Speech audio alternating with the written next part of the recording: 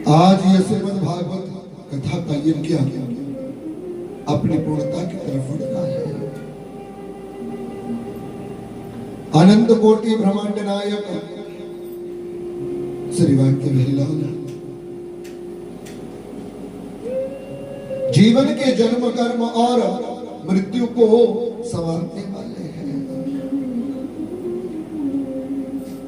जब मानव के जीवन में धर्म अर्थ काम और मोक्ष की प्राप्ति के लिए एक मन बन जाता है तो मानव का वो मन उसे भगवान के चरणों में लेकर के आ जाता है। श्रीमद् भागवत की कथा मानव के जीवन में अनेक प्रकार के धर्मों का नाश करती हुई अनेक प्रकार के धार्मिक उत्सवों को करा करके मानव के जीवन का कल्याण करती है। ये पवित्र गाथा श्री सूत जी महाराज सोनकर इत्यादि ऋषियों के बीच में नैमिषारण्य के पुण्य धाम क्षेत्र में श्रवण करा रहे हैं। श्री सुखदेव भगवान इस कथा को राजा परीक्षित के लिए श्रवण करा रहे हैं और ऋषि मैत्रेय के मुख से विदुर जी इस कथा को श्रवण कर रहे हैं। सुखदेव ने कहा, राजन आज इस कथा का अंतिम दिवस है, मन की इच्छा से कहो क्या सुनना चाहते हैं। बोले भगवान की असीम कृपा जब मानव के जीवन में मिल गई तो भगवान की लीलाओं में लगा हुआ मानव का ये मन भगवान की कथा के सिवा प्रभु और कुछ भी सुनने की इच्छा नहीं करता। आप वही पावन कथा सुना करके मेरे अंतिम दिन में भगवान के धाम की प्राप्ति मुझे करवाए जिससे मेरा मन भगवान जी के चरण में लगे। तो अब सुखदेव राजा परीक्षित से कहता है, हे राजा बड़ी सुंदर कथा स्कंद पुराण की आती है। इस मृत्यु लोक में सबरी सबर नाम के दो पति पत्नियों का एक जोड़ा था जो भीलों के घर में जन्म लिए थे। सवर जो था वो नित्य प्रति शिकार कर करके अपने परिवार का पालन पोषण करता और इसी प्रकार उनका जीवन यापन हो रहा था। समय की बात है, एक दिन वो सवर जंगल में घूमता घूमता जाकर के शिव मंदिर में पहुंच गया और शिव मंदिर में पहुंच कर करके उसने लोगों को जब देखा तो भगवान शंकर का पूजन कर रहे हैं। भगवान शंकर का ये पूजन करते करते सबर के मन में भी भगवान की सहानुभूति प्रेम हुआ और जब प्रेम हुआ तो प्रेम के कारण सबर ने भी मन किया कि क्यों ना मैं भी भगवान का पूजन करूं। और भगवान के दर्शन मात्र से ही सबर का जब मन बदला तो शंकर जी के मंदिर में चला गया और जाकर करके भगवान की पूजा के लिए दूसरों को देखता है। तो कोई आते जल चढ़ाते, कोई आते तो फूल चढ़ाते, कोई आते तो भांग धतूरा बिलपत्र ये सब चढ़ाते। सबर ने कहा, प्रभु मैं क्या चढ़ाऊं। तो एक संत आए और वो भस्म लेकर के आए और भगवान जी के ऊपर उन्होंने भस्म का छिड़काव कर दिया। भील ये सब देख रहा था और फिर उसने उस संत से पूछा, महाराज आपने भगवान शंकर के ऊपर ये कौन सी भस्म चढ़ाई।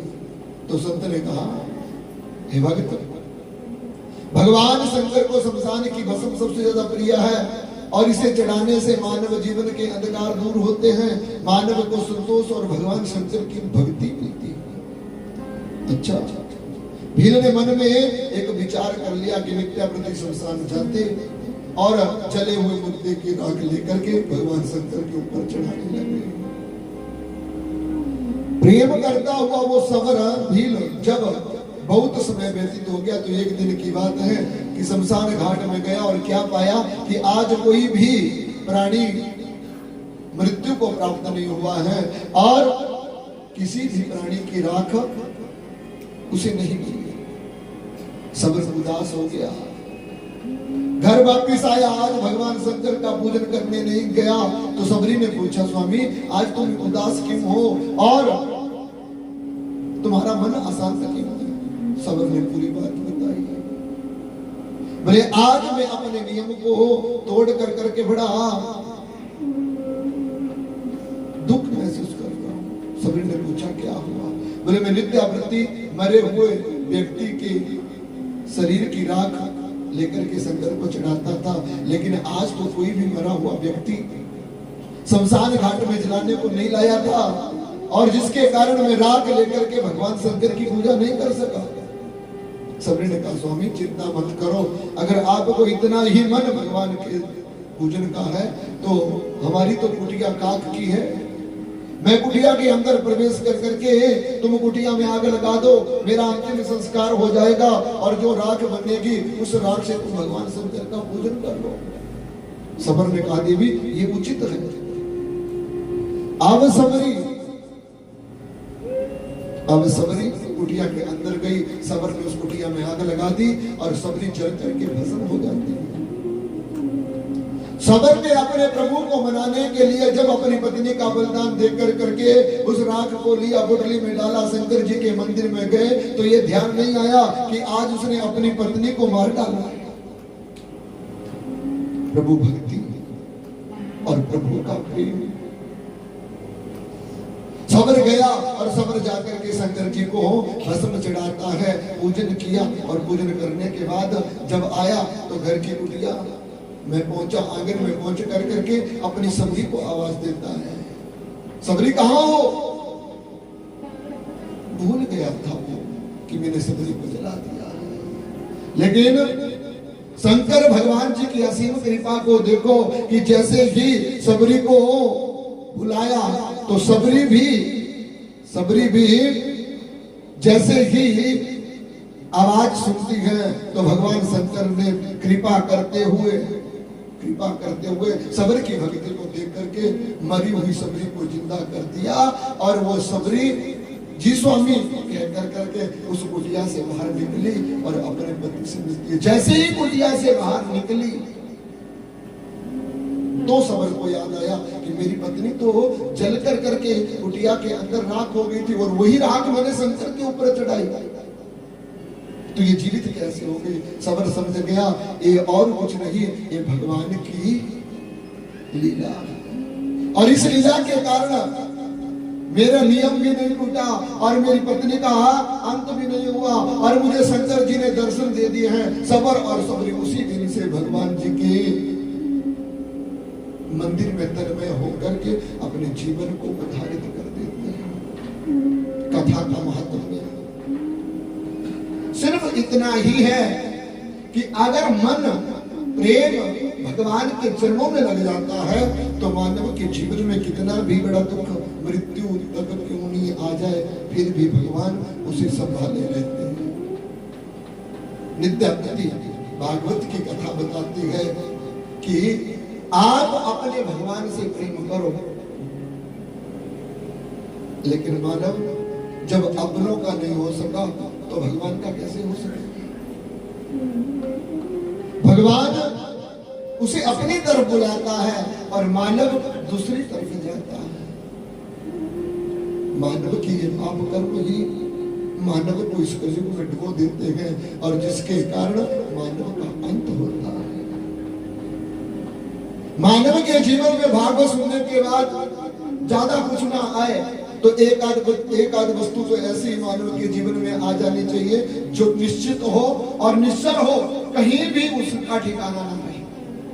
एक बोले भगवान की सेवा, और दूसरा अपनों से प्रेम। तो दुनिया में कोई पराया नहीं है। हम अपने को जब दूसरों से अलग समझते हैं तो दुनिया हमसे अलग है, लेकिन शास्त्र कहते हैं एको अहम द्वितीय नास्ति, मैं एक ही हूं, दूसरा मेरा कोई भी रूप नहीं। इसलिए इस संसार में जितने भी जीव जंतु पेड़ पौधे ऊपर नीचे आगे पीछे जो दिखाई दे रहा है वो हमारा अपना है, और मानव उस अपने को अपना बना करके रखे तो फिर इस जीवन में दुख नहीं मिलता। कलयुग का प्रभाव, सके भाई आपस में लड़ करके मर रहे हैं। कलयुग का प्रभाव देखो, कल का ही हम देख रहे थे जो सूचना मिल रही है एक छोटी सी बुढ़िया 19 वर्ष की जो किसी दुष्ट के हाथों से मारी गई। कलयुग में ऐसे ही अनेकों कर्म हो रहे हैं जिनके कारण हमारा जीवन बड़ा दुखी हो गया है,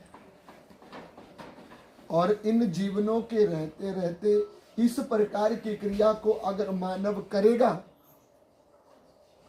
तो वो भगवान तो छोड़ो अपनी मृत्यु को भी प्राप्त नहीं कर पाता। भागवत का मतलब सिर्फ इतना है, भाव जागृत करो, भावनाओं को मरने मत दो, भगवान के प्रति प्रेम करो, अपनों के प्रति प्रेम करो। दुनिया में जब पेड़ पौधे भी अपने हैं तो फिर दुनिया में पराया कोई नहीं है। फिर भी मानव स्वयं ही राक्षस मति को अपना कर करके दुनिया का दोहन कर रहा है। कोई जगह दबा करके बैठा है, कोई दूसरों के भोजन को देख कर करके कब इसकी भूख को और बढ़ाऊं, उसके ऊपर काल नाग बन करके बैठा हुआ है। कोई दूसरों का बुरा करने के लिए सोच रहा है। शास्त्र कहते हैं जितना समय आप बुरा सोचने के लिए लगाते हो ना, उतना समय अगर तुम प्रभु नाम के संकीर्तन में लगाओ तो तुम्हारा भी उद्धार हो सकता है। अरे ज्यादा नहीं तो दिन में जो समय आप सो करके गुजारते हो ना, दुनिया के व्यवहारिक सपनों को लेकर के, उन सपनों का त्याग कर करके अगर उस समय में भी अगर हरि नाम की माला आप जपे तो मानव का कल्याण हो सकता है। गज और ग्रहा की कथा 9वें स्कंद में आती है।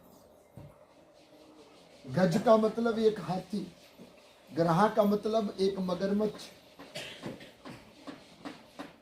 समय की स्थिति देखो कि वो हाथी मत वाला था,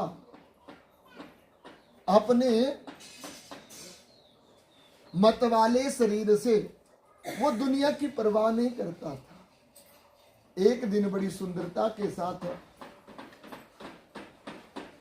अपने परिवार के बीच में हंसता खेलता हुआ एक नदी के किनारे चला गया, और जब नदी के किनारे गया तो नदी के किनारे जाकर करके वो नदी के जल को सूंड में भर भर करके अपने बच्चों के ऊपर, अपनी पत्नी के ऊपर, अपने परिवार के ऊपर उस जल के साथ खेल रहा था।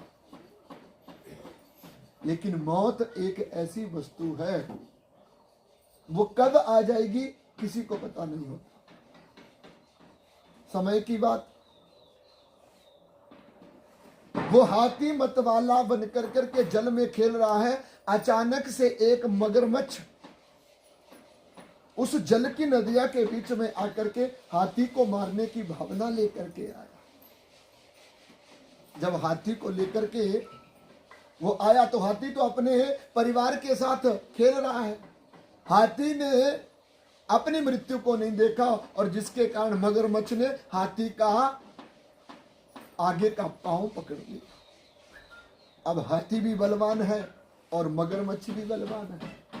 लेकिन ध्यान से सुनना, इस कथा के बीच में बहुत सारे एक ऐसे रहस्य हैं जो मानव को जानने चाहिए। अब हाथी धरती का बलवान है और मगरमच्छ जल का बलवान है।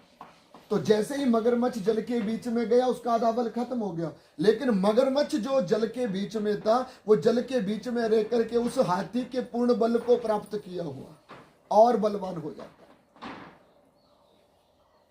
अब मगरमच्छ ने पांव पकड़ा। जब पांव पकड़ा तो पहले तो हाथी ने सोचा कि कुछ ऐसा लग गया है जिसके कारण मेरा पांव कहीं कीचड़ में फंस गया। लेकिन जब हाथी अपने पांव को छुड़ाने की कोशिश करता है, झटका देता है, पांव नहीं छूटता। और जब पांव नहीं छूटता तो मत वाला है ना, शरीर भारी है, देख नहीं पाया मुझे किसने पकड़ा। अब हाथी अपने बल से बाहर निकलने की कोशिश कर रहा है, लेकिन मगरमच्छ उसे जल के बीच में ले जा रहा है। जब हाथी ने अपना जोर लगाया और बाहर खींचने की कोशिश करी, तब पता चला कि मुझे किसी जानवर ने पकड़। ध्यान जब दिया तो क्या पाया, बोला मेरा पांव तो मगरमच्छ ने पकड़ रखा। अब हाथी को बचाने के लिए उसका पूरा परिवार सूंड के साथ सूंड मिला करके उस हाथी को खींचते हैं, लेकिन पूरे हाथी अपने साथी को नहीं बचा सके और हाथी जल के बीच में जाता गया। जैसे ही हाथी जल के बीच में डूबने लगा तो अब हाथी ने जब अपने जीवन की आशा छोड़ दी ना, मृत्यु जब उसके सामने में आ गई, तो फिर हाथी अब भगवान नारायण को बुलाता है, प्रभु आ जाओ, अब ये जीवन छूटा जा रहा है, अब ये जीवन लगता है खत्म हो जाएगा, तुम आ जाओ। जैसे कि भगवान को बुलाया, अपने बालकों को, बच्चों को, पत्नियों को देखने वाला वो हाथी जो मतवाला खुशी में विभोर हुआ था, दुख के कारण मृत्यु सामने खड़ी है, जल में जब हाथी का कुछ दशांश भाग दिखने लगा, तो फिर भगवान जी गरुड़ पर बैठ करके सवार होकर के आए और हाथी की सूंड को पकड़ करके झटका दिया। मगरमच्छ के मुंह जो हाथी के पांव में लगा था वो भी छूट जाता है और हाथी की जान भी। तो कलयुग में भी प्राणी मगरमच्छ की जकड़ में है, इसी ग्रह की जकड़ में है, जिसके कारण प्राणी रहता तो बड़ा मत वाला है, लेकिन पाप कर्मों को करता हुआ वो मगरमच्छ कब हमें पकड़ लेगा और भगवान कब हमारे पाप और पुण्यों को देख करके कैसे हमें बचाएंगे, इसका मालूम। आप जितने मर्जी पाप कर लो, फिर भी भगवान के अंदर दया है और दया के कारण वो अपने भक्त को मुक्त करते हैं। लेकिन कब करते? बोले जब अंतिम समय में मानव प्रायश्चित करने की कोशिश करता है। मानव के अंदर अगर बुरा कर्म हो गया है और बुरा कर्म करने के बाद भी अभिमान है, तो वो राक्षस है। और बुरा कर्म जिसने कर लिया है, भगवान की कथा सुनकर करके उसका मन कहता है मैंने बुरा किया है, उसके मन के अंदर से आवाज आती है, लोगों के सामने वो अपने किए हुए पाप को दिखाना नहीं चाहता, फिर भी भगवान उसे मुक्त करते हैं। कैसे? बोले वे अपने मन से अपने किए हुए पाप का प्रायश्चित कर ले। जब तक मानव अपने कर्मों का प्रायश्चित नहीं करता, तब तक मानव अपने जीवन में सफल नहीं होता। बात ठीक है, कलयुग का आवरण है, लेकिन कलयुग के 3 पांव पाप से युक्त है और एक पांव धर्म की वृत्ति को देने वाला है। जो मानव इस कलयुग में रहते हुए भगवान का नाम लेता है, भगवान का जाप करता है, भगवान से प्रेम करता है, वही मानव अपने जन्म काल में क्या करता है, इस कलयुग में भी प्राप्त कर लेता है। दुनिया में बहुत संत है, किस किस की कथा कहें। दुनिया में ऐसे ऐसे भगवान जी के भक्त हैं जिन्होंने भगवान को इस कलयुग के रहते रहते पाया है। साक्षी उदाहरण मीराबाई, और ज्यादा दूर की जाने की बात नहीं है, अभी हमारे वृंदावन के संत प्रेमानंद जी महाराज, काशी के महान संत अनंत विभूषित श्री आनंदागिरी जी महाराज, 108 वर्ष की उम्र, आज भी वो जीवित है और सबको दर्शन देते हैं। कुछ समय पहले आप लोगों ने खबर सुनी होगी कि नर्मदा के किनारे एक रामायणी बाबा थे जो रामचरितमानस का अध्ययन कर करके जिन्होंने 116 वर्ष की उम्र प्राप्त करी। तो फिर कलयुग कहां है? कलयुग कहां है? कलयुग की उम्र तो 60 वर्ष से ऊपर हो ही नहीं सकती। कहीं कलयुग नहीं है, मानव का मन कलयुग बन गया है। मानव के मन के अंदर प्रेम की भावना खत्म हो गई है। इसलिए भागवत कहता है प्रेम करो, भागवत कहता है प्रेम करो, प्रेम सिखाओ, प्रेम के साथ रहो, तभी मानव के जीवन का उद्धार हो सकता है। लेकिन प्रेम है कहां? कोई काम होगा तो लोग प्रेम करते हैं, जिस दिन काम निपट जाता है ना, उस दिन लोग पूछते भी नहीं है। अब ज्यादा दूर की बात नहीं कहूंगा, शादी विवाह की बात देख लो। आपका कुल पुरोहित जन्मों से आपके पापों को धो रहा है। शादी के समय में पंडित को आते हुए तो सब स्वागत करते हैं, वो घर आएगा, शादी करवाएगा, लेकिन जब जाने की विदाई होती है ना, तो पंडित से कोई बात करने के लिए भी मूड नहीं करता। क्यों? क्योंकि उसकी दक्षिणा देनी पड़ेगी। और अगर मैं गलत कह रहा हूं तो मुझे बोल दीजिए। अपने धर्म को जानने के लिए ब्राह्मण हमारे कुल का पाप लेता है और अपना पुण्य यजमान को देता है। तो यजमान का फर्ज है कि वो उस ब्राह्मण की सम्मान करे। ब्राह्मण को धन से तो लोग है ना, कभी कभी भी ब्राह्मण के दक्षिणा यजमान नहीं दे सकता, क्योंकि शास्त्र कहते हैं एक मंत्र का मूल्य मानव के जीवन में लाखों करोड़ों की संख्या में, इसलिए मूल्य नहीं, धन नहीं। मैं तो कहता हूं अगर प्रेम से भी आप उस ब्राह्मण के लिए आदर से विदाई कर देते हो ना, तो समझो उस ब्राह्मण के लिए वही सबसे बड़ा धन है। लेकिन कलयुग की व्यवस्था क्या कहें, यजमान को भी क्या दोष है। अब हमारे ब्राह्मण देवताओं की भी नीति बदल गई है।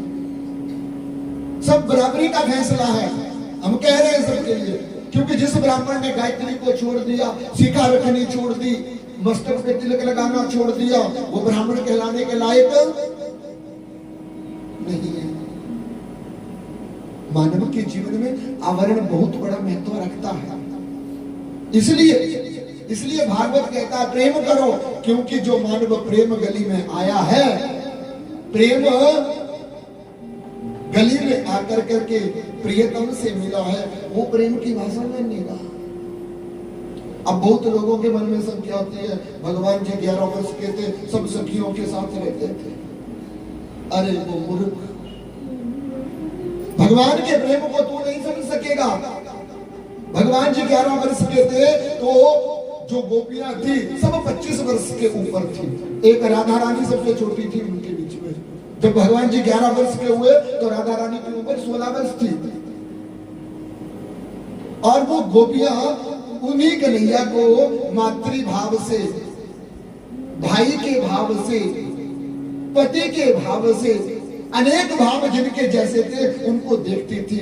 लेकिन प्रेम रस के कारण भगवान ने उनकी भक्ति को प्रकट करते हुए, भक्ति का दर्शन करते हुए उन्हें दर्शन दिया, और जिसके कारण वो गोपियां नित्या सिद्ध होकर करके भगवान के धाम को चली गई। तो भगवान कहते हैं मुझे प्रेम सार्थक चाहिए, स्वार्थ वाला नहीं चाहिए। मुझे प्रेम चाहिए तो स्वार्थ वाला। दुनिया के अनेक रिश्ते हैं, लेकिन आपका रिश्ता भगवान से क्या है? सबसे ज्यादा वो बात मानव के जीवन में आती है। आप दुनिया से तो रिश्ते बना करके चलते हैं, दुनिया का साथ आपका रिश्ता है, लेकिन मेरे ठाकुर जी के साथ आपका क्या रिश्ता है? ये बात सबसे ज्यादा अपने मन से पूछना। जब मानव अपना दिल का रिश्ता मेरे ठाकुर जी से जुड़ेगा तो फिर कलयुग का प्रमाण उसके जीवन में नहीं आ सकता, उसके जीवन में नहीं आ सकता। तभी तो सुखदेव कहते हैं राजन अपने मन को प्रभु के चरणों में लगा करके, प्रेम की गली में जाकर करके जब मानव उस रंग में रंगता है तो फिर रस आता है। तभी तो कहा क्या, जो प्रेम गली आया नहीं, प्रियतम का ठिकाना क्या जाने, जो प्रेम गली में आया नहीं, प्रियतम का ठिकाना क्या जाने, जो प्रेम गली में आया नहीं, प्रियतम का ठिकाना क्या जाने, जो प्रेम गली में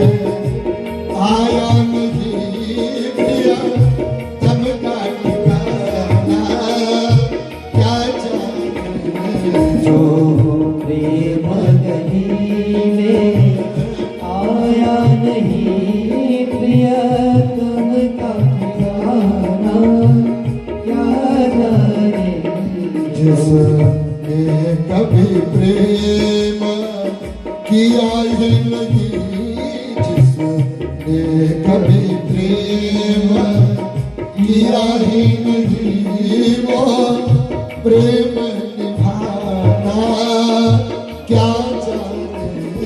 जो प्रेम गली में आया नहीं, हाथों की सेवा सभी करेंगे। तब का ठिकाना क्या जाने।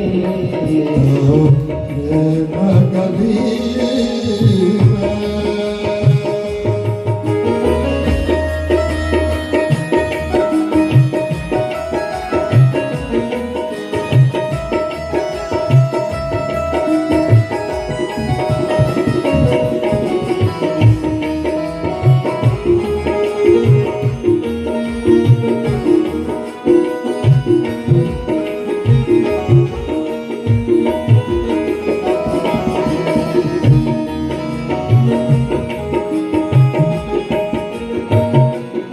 जो वेद पढ़े और भेद करे मन में निर्मलता आई नहीं। वेद पढ़े और भेद करे और मन में निर्मलता आई नहीं।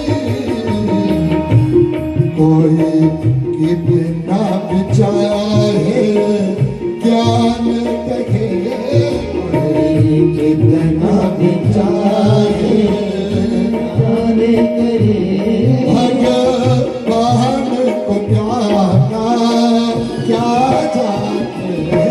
जो प्रेम गली में आया नहीं, प्रिय गम का ठिकाना क्या जाने। प्रेम गली में आया नहीं, प्रिय तब का ठिकाना क्या जाने। जो प्रेम गली में आया नहीं, प्रिय तम का ठिकाना क्या जाने। ये दुनिया घोर के धंधा है समा, जग माया में अंधा है। ये जीवन गोरख धंधा है, जग माया में अंधा है। जिस अंधे ने प्रभु को देखा नहीं, जिस अंधे ने प्रभु को देखा नहीं, वो बताना क्या जाने। जो प्रेम गली में आया नहीं, प्रिय तम का ठिकाना क्या जाने। जो गली में आया नहीं, प्रिया तब का ठिकाना क्या जाने। जो प्रेम गली में आया नहीं, प्रिय तम का ठिकाना क्या जाने। जिसने कभी प्रेम किया ही नहीं, जिसने कभी प्रेम किया ही नहीं, वो प्रेम निभाना क्या जाने। जो प्रेम गली में आया नहीं, प्रिय तम का ठिकाना क्या जाने। श्रीवाल कृष्णलाल की। तो कहने का मतलब पहले प्रेम करना सीख लो। मानव के अंदर प्रेम होना चाहिए, और जब तक मानव प्रेम ना कर सका, जब तक मानव के अंदर प्रेम का रस नहीं तब तक भगवान को प्राप्त करना मुश्किल है। तो कल प्रेम रस से ही भगवान पहुंचे मथुरा, कंस का विहार किया। अब भगवान जी अपने माता पिता को लेकर के पुनः अपने नाना जी को ऊंचे सिंहासन कहां पर बिठाया, कंस की राजगद्दी पर बिठा दिया और कंस के पिता उग्रसेन मथुरा का राज्य करने लगे। इसके बाद कथा आती है भगवान जी के नंद बाबा की। जब कन्हैया अपने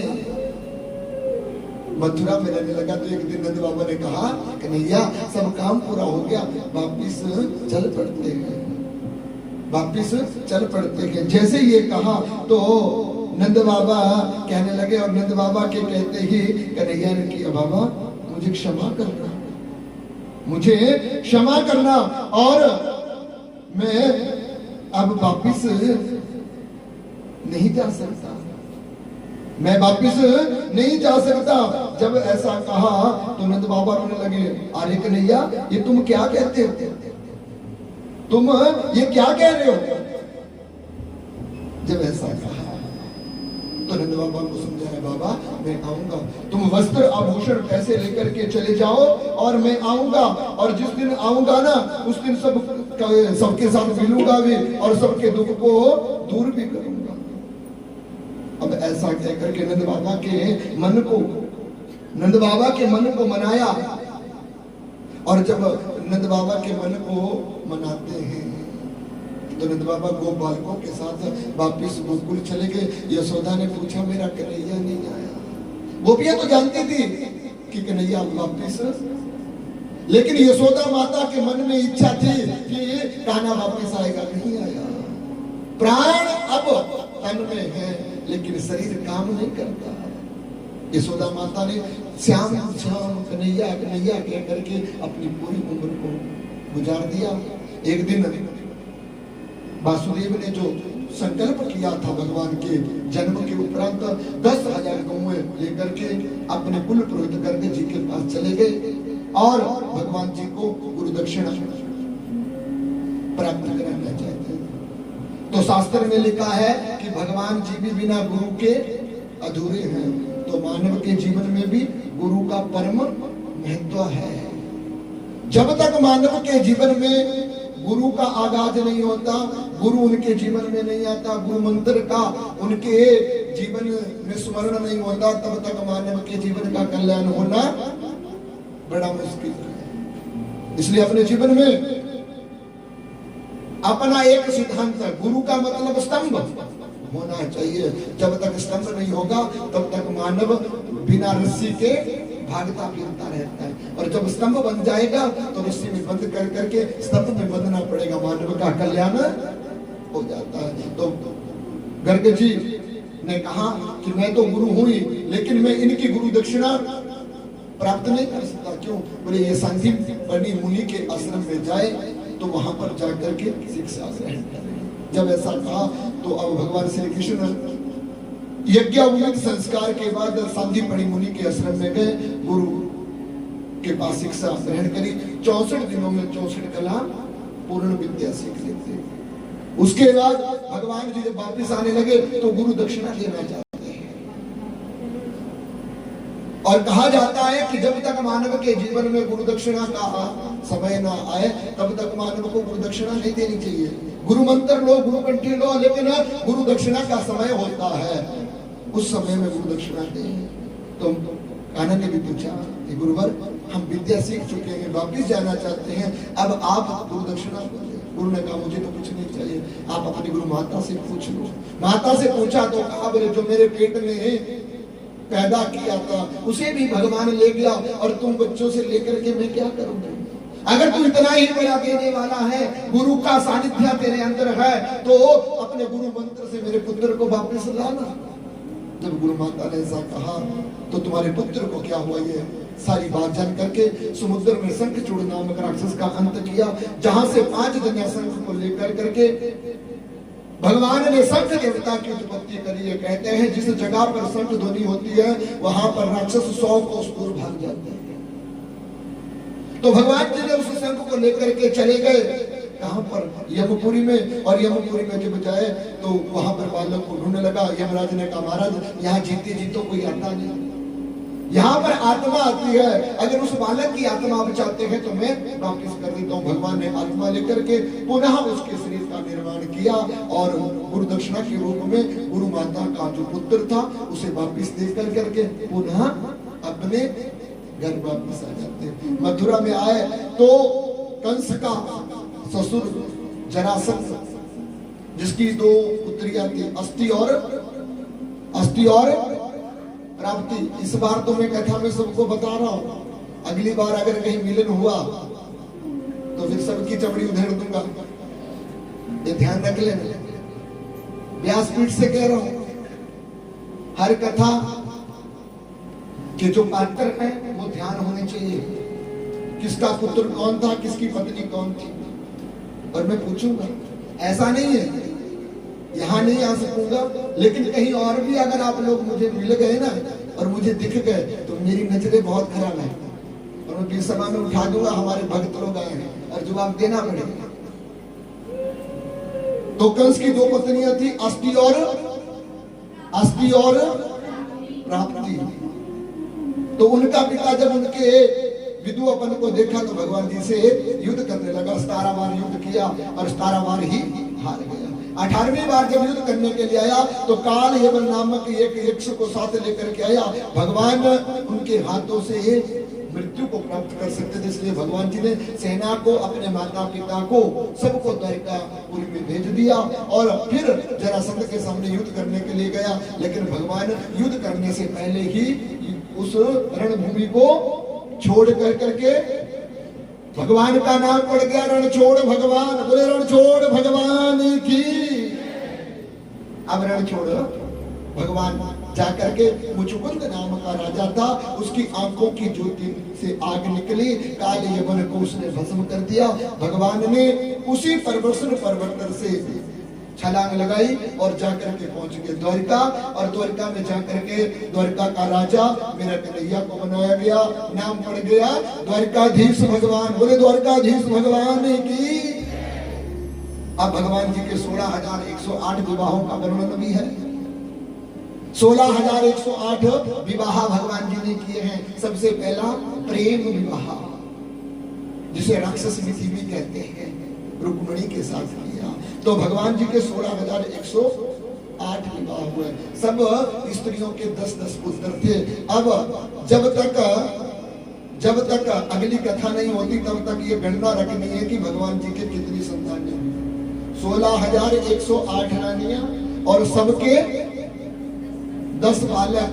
तो सबको इंटू कर लेना और जितने होंगे वो सोच लेना ये एक साम्राज्य है द्वारिकाधीश भगवान ने कैसा फैलाया। लेकिन शास्त्र कहते हैं कि भगवान जी ने 16,108 रानियों की संतानों को, महलों को द्वारिका के अंदर रखा था। और जिस दिन उनके अंदर अभिमान आया उसी दिन सबका अंत कर डाला और सभी आपस में लड़ झगड़ करके मर जाते हैं। तो सुखदेव कहते हैं राजन इसी प्रकार भगवान जन्म लिए और जन्म लेकर के बाद जब यदुवंशियों को अपने बीच में अभिमान आ गया तो अभिमान के कारण भगवान जी ने एक छोटा सा बहाना, भगवान जी अपने पास बुलाते हैं ना तो भी बहाना लगता है और दूर करते हैं ना तो भी बहाना लगता है। हमारे ये मन की बात नहीं है, शास्त्रों की बात कह रहा हूं। भगवान चाहे तो अपने दर पे बुलाए, भगवान चाहे तो कभी छोड़ दे, ये किसी बात का पता नहीं है। लेकिन आप अपने जीवन में भगवान को ना छोड़े, आप अपने जीवन को भगवान जी के चरणों में लगाए रखें और यही मानव जीवन की सबसे बड़ी शिक्षा है।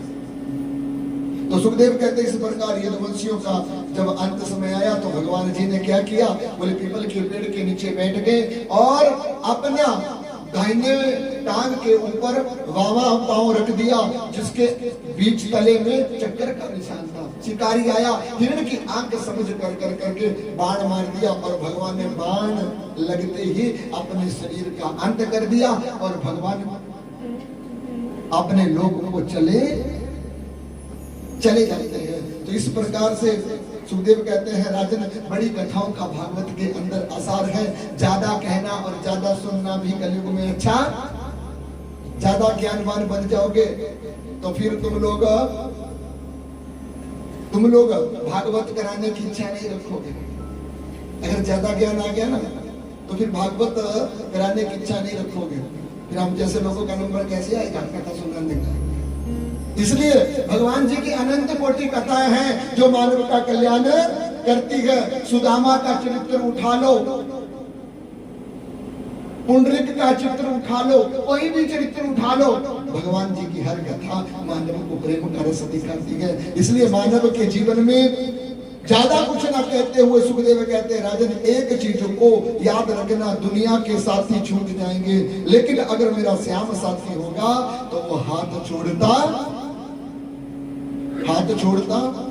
नहीं है। इसलिए अपने जीवन में तुम हरि नाम का सुमिरन करो। उसी समय सुखदेव ने राजा परीक्षित को कहा, मैं इस कथा को यहीं पर विश्राम करता हूँ। जैसे कहा तो राजा परीक्षित के गंगा के जल में डुबकी लगाई, और जैसे गंगा के जल में डुबकी लगाई तो आकर के कुशासन पर बैठे स्वर्ण की दक्षिणा लेकर करके राजा परीक्षित ने सुखदेव को दान दी, और सुखदेव भी अब स्वर्ण की दक्षिणा प्राप्त करने के बाद जब राजा विदाई के समय में रोने लगा तो विदाई के समय में रोते रोते राजा परीक्षित के आंसू को जब देखा तो सुखदेव ने कहा, जीवन में आना और जाना लगा रहता है, इसका दोष नहीं है। याद रखो वो पल जो पल भगवान के चरणों में हमारे लगे हुए हैं। उन चरणों को, उन क्षणों को अगर मानव याद रखता है तो फिर मानव की विदाई नहीं होती है। और सुखदेव ने कहा, राजन रो मत, मरने के बाद भगवान के लोक में मिलेंगे।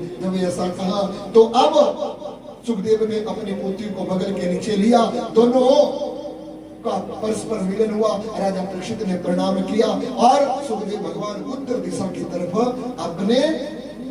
अपने दिशा में चले जाते हैं। बोले सुखदेव भगवान की।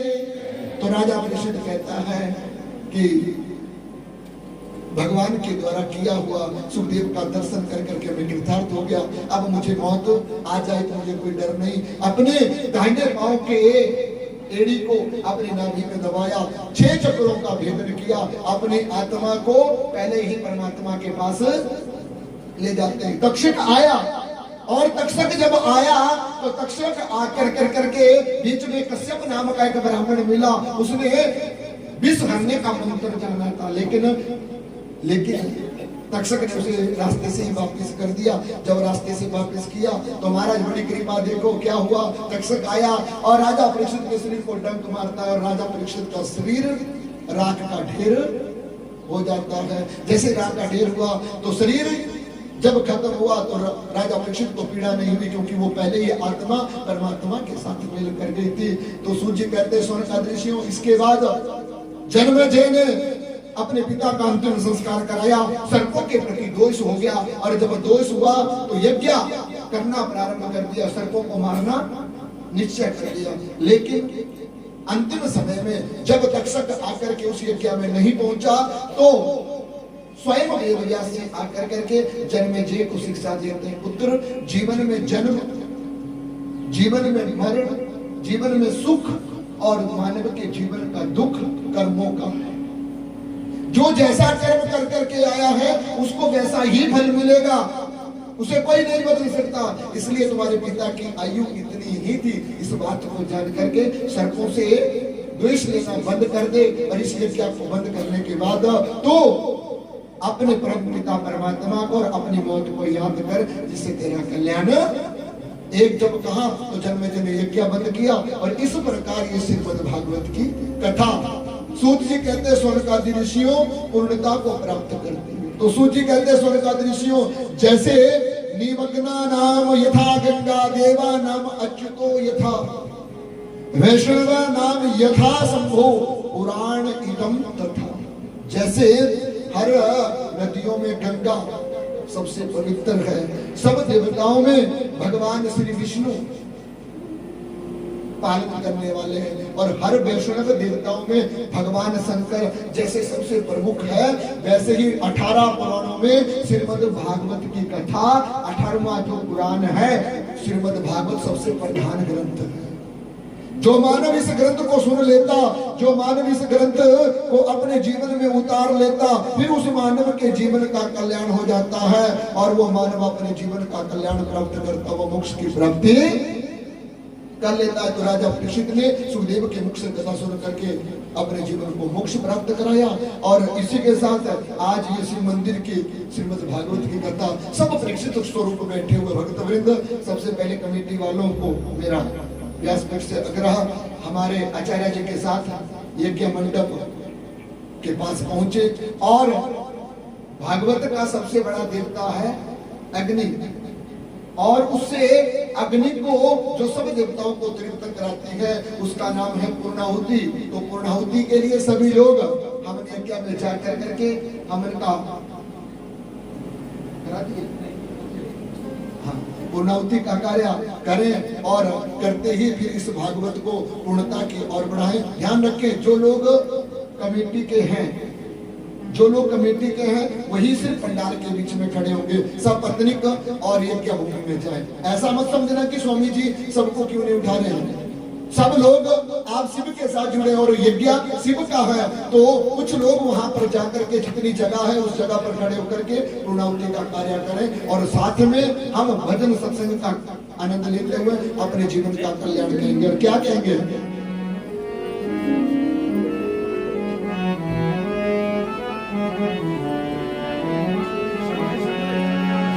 तुम्हारी याद आती है, बताओ क्या करे मोहन। तुम्हारी याद आती है, बताओ क्या करे मोहन। तुम्हारी याद आती है, बताओ क्या करे मोहन। तुम्हारी याद आती है, बताओ क्या करे मोहन। तुम्हारी याद आती है, बताओ क्या करे मोहन। सुबह सब आती है, रात भर और लाती है। सुबह शाम आती है, रात भर ये रुलाती है। चैन हमको नहीं आता, चैन हमको नहीं आता, बताओ क्या करे मोहन।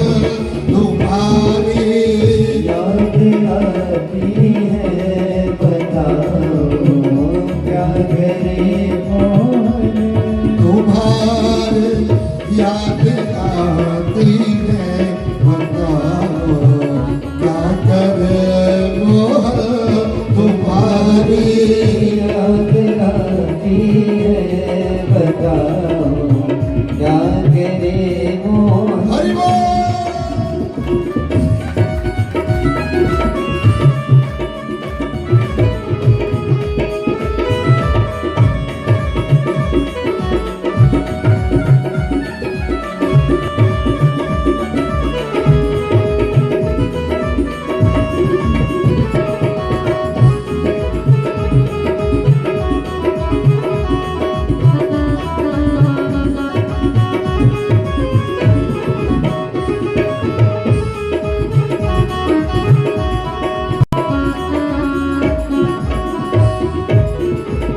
तुम्हारे ये और तुम इससे हमारी कौन चलने दे।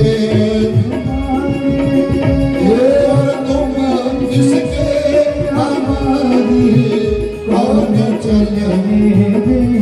ये जब जाएगी तुम आओ, ये जब जाएगी तुम आओ, बताओ क्या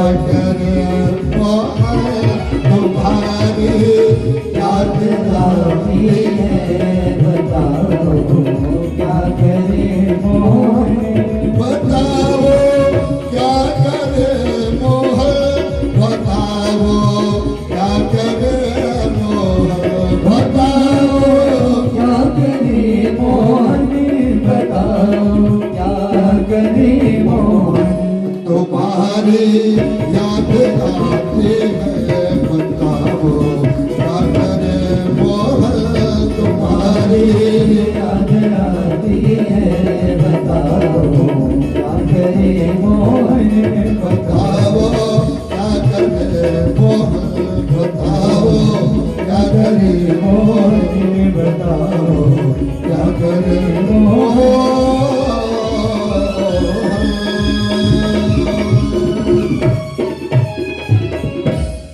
बुलेवान के बिहारी लाल की। तो भगवान की याद सदा रखें और अपने जीवन का कल्याण करें। अब यज्ञ अपनी पूर्णाहुति को ग्रहण कर करके पूर्ण हो गया है। सभी लोग यज्ञ नारायण भगवान का जय घोष मेरे साथ बोलेंगे। बोले यज्ञ नारायण भगवान की। तो समय का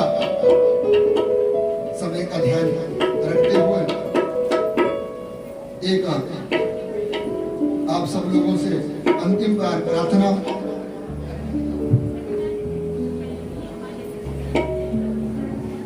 सभी अपना अपना स्थान पर बैठ जाएंगे और बातों से हमें बड़ी एनर्जी है।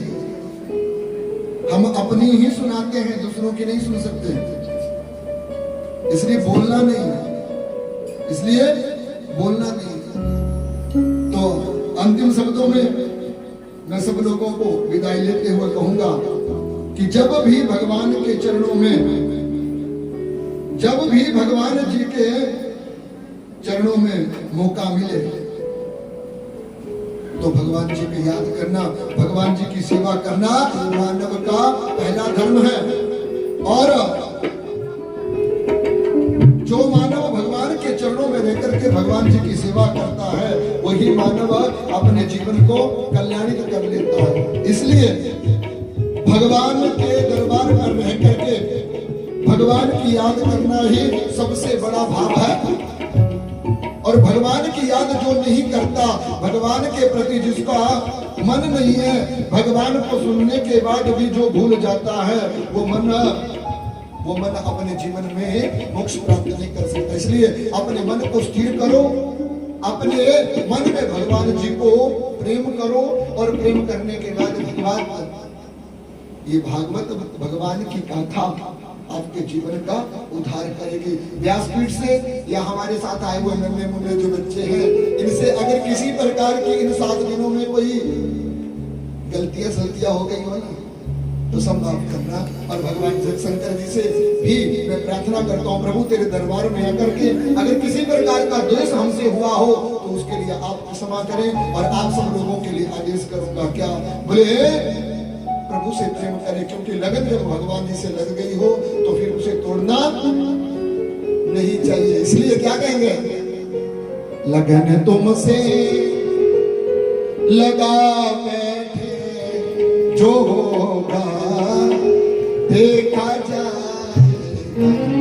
कौन कौन भगवान जी के बन चुके हैं, कौन कौन प्रभु जी के बने हैं, और जो भगवान जी के बने हैं ना वो अब हाथों से सेवा करेंगे। क्या कहेंगे, लगन तुमसे लगा बैठे जो होगा देखा जाएगा। लगन तुमसे लगा बैठे जो होगा देखा जाएगा। लगन तुमसे लगा बैठे जो होगा देखा जाएगा। लगन तुमसे लगा बैठे जो होगा देखा जाएगा। जो होगा देखा जाएगा, जो होगा देखा जाएगा, जो होगा देखा जाएगा, जो होगा देखा जाएगा। तुझे अपना बना बैठे, मुझे अपना बना बैठे जो होगा देखा जाएगा। लगन तुझसे लगा बैठे जो होगा देखा जाएगा।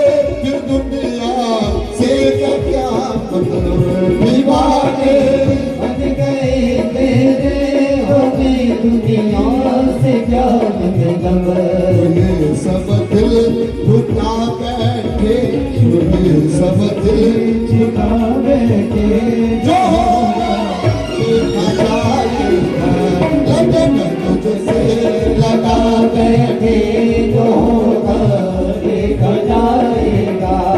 हरि बोल।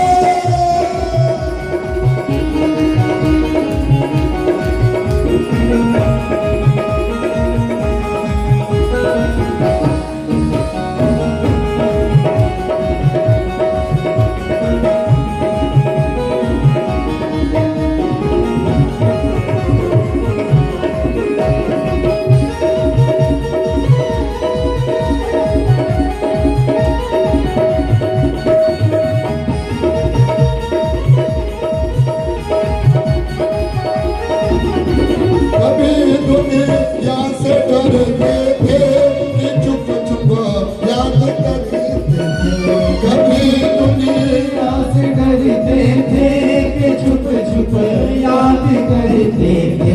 वो पर्दा अब उठा बैठे, वो पर्दा अब उठा बैठे, जो होगा देखा जाएगा, लगन तुझसे लगा बैठे, जो होगा देखा जाएगा।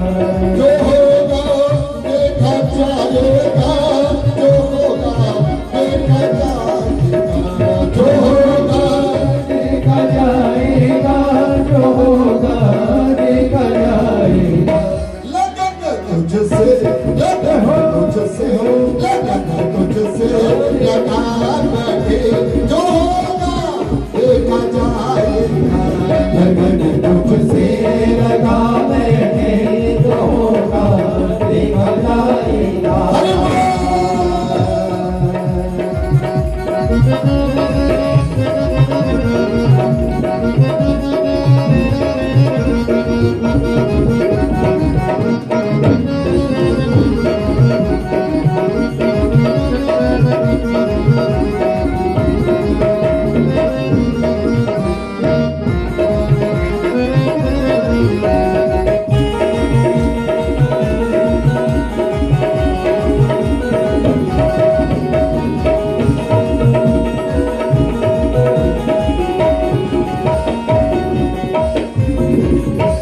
भगवान के बिहारीलाल की जय। तो भगवान से लगन और भगवान का प्रेम ही ऐसा है जो मानव का कल्याण करता है। उसी के साथ अंतिम श्लोक भागवत जी का हम सब लोग अपने मुख से उच्चारण करेंगे। जिनके भी नंगे शीश है वो अपने शीशों पर कपड़ा ले ले और फिर भगवान जी के अंतिम श्लोक का हम सब उच्चारण करेंगे और भगवान जी से प्रार्थना करेंगे। नाम संकीर्तनम यस्य, नाम संकीर्तनं यस्य सर्व पाप परासणम, सर्व पाप प्रणाशनं, प्रणामो दुख मनमस्तो, प्रणामो दुर्शमनस्तो, नमामि हरि प्रिय, नमामि हरि प्रिय, नमामि हरि प्रिय, नमामि हरि प्रिय, तब नमामि हरि प्रिय। तो हे भगवान आपके नाम का संकीर्तन करते हुए हम सब पापों से मुक्त होकर के आपके ही चरणों में दुख समन अस्तन अपने जीवन के दुख मन से हटा करके आपके चरणों में अर्पित करते हैं और यही परिणाम हमारा स्वीकार है, यही परिणाम हमारा स्वीकार करो, ऐसी प्रार्थना करते हुए तो अंतिम समय में अब थोड़े ही समय में आरती और आरती के बाद सब ब्राह्मणों का भोग होगा। भोग के बाद ठाकुर जी की विदाई। सब लोग जैसे लेकर के आए थे ना वैसे छोड़ने भी साथ चलना है, ठीक है? हाँ, आनंद प्रेम आप सब लोगों ने दिया, उस प्रेम को सदा याद रखेगा ये व्यासपीठ। और एक प्रार्थना इस व्यासपीठ से कहूंगा कि जैसे एक हो एक ही बन करके रहना, एक से अनेक मत हो जाना। एक बन करके रहोगे तो जीवन का कल्याण होगा। सभी ग्रामवासियों को इस भागवत की अनंत शुभकामनाएं, आपका कल्याण मेरे ठाकुर जी करें। इसके साथ सभी अपने अपने स्थान पर खड़े हो जाएंगे और आओ मिलकर के भगवान जी की आरती करते हैं। हाँ, एक और सूचना सब भक्त वृंद के लिए, 15 मई से श्री राम कथा दसमल में शिशु निकेतन स्कूल के सामने पंडाल होगा। सब लोग आए और उस कथा में आकर करके भी अपना भक्त वृंदों का जो प्यार है वो दे, अपने जीवन का कल्याण करे। धन्यवाद। इसके साथ आओ मिल करके आरती। हरिओम चंद्रमा मनसो जात चक्षुः सूर्यो अजायत श्लोकाय च प्राणश्च उपाधिर्हजायत। श्री भागवत भगवान की है आरती, पापियों को पाप से है तारती। भागवत भगवान की है आरती, पापियों को पाप से है तारती। ये अमर कथा ये मुक्ति पर चमके धनिराला, नव ज्योति जगाने वाला, ज्योति जगाने वाला, नव ज्योति जगाने वाला। श्री राम ये घनश्याम यही, श्री राम यही घनश्याम यही, मधुसूदन की आरती, पापियों को पाप से है